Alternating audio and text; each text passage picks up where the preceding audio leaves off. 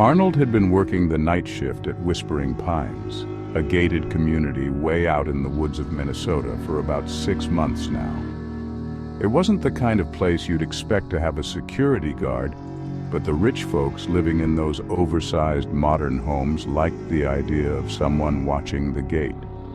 Made them feel safe. Arnold knew better.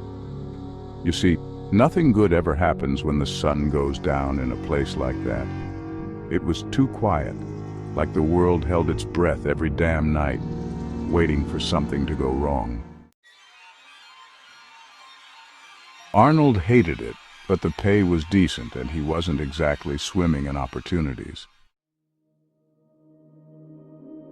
The road leading up to Whispering Pines was narrow, twisting like a snake through the dense forest.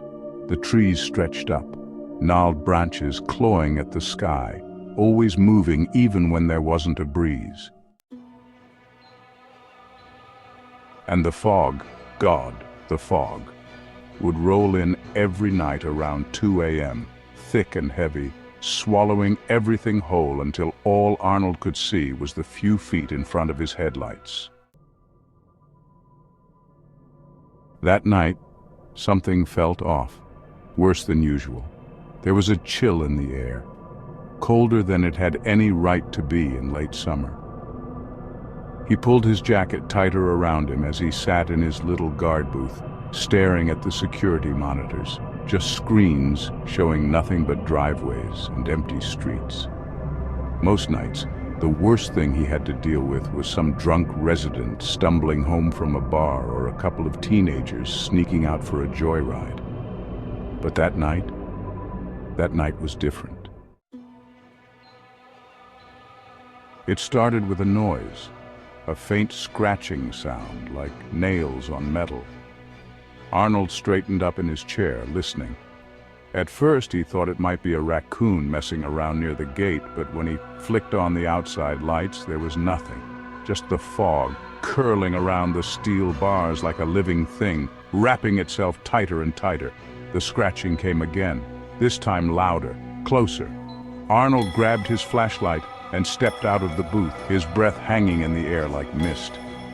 He scanned the area, the beam of light cutting through the fog, but still there was nothing. Not even the chirp of crickets or the rustle of leaves. Dead silence, the kind that gnaws at your nerves and makes you feel like you're not alone. He was about to head back inside when something caught his eye. A figure standing just beyond the fence, barely visible through the fog. Tall, thin, too thin to be human. Its eyes, Christ, its eyes were glowing, a sickly yellow that pierced the darkness like headlights. "Hey," Arnold called out, but his voice sounded weak, like it didn't belong to him anymore. The figure didn't move, just stood there watching. He felt a cold sweat break out across his forehead. He gripped the flashlight tighter, took a step forward. "I'm warning you, this is private property."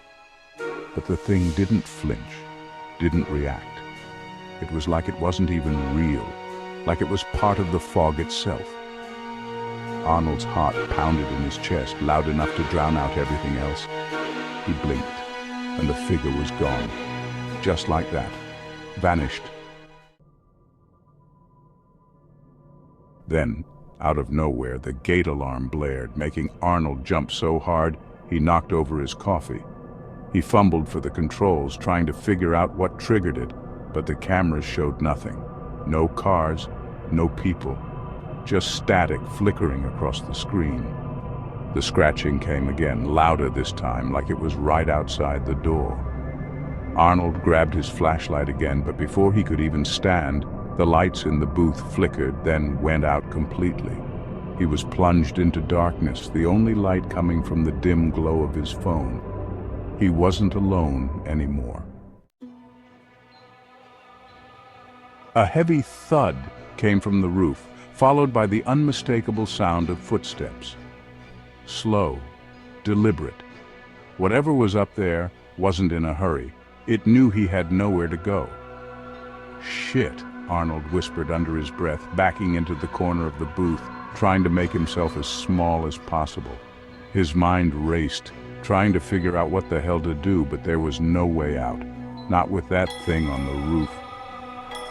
The footsteps stopped. Then the roof creaked as something heavy dropped down in front of the door. He couldn't see it, but he could feel it. Its presence was suffocating, pressing in on him like a vice. He held his breath, his hand shaking as he reached for the gun he kept tucked in the drawer under the desk. His fingers wrapped around the cold metal just as the door rattled, like something was trying to force its way in. The handle twisted, the door groaning under the pressure. "Not like this," Arnold muttered to himself, his voice barely a whisper. "Not like this." And then, just as suddenly as it started, the noise stopped. The door was still. The booth was silent. Arnold didn't move for what felt like hours, his heart still pounding in his chest. Eventually, he forced himself to stand, his legs shaking. He crept toward the door, gun in hand, and peeked through the small window. Nothing. The fog had cleared.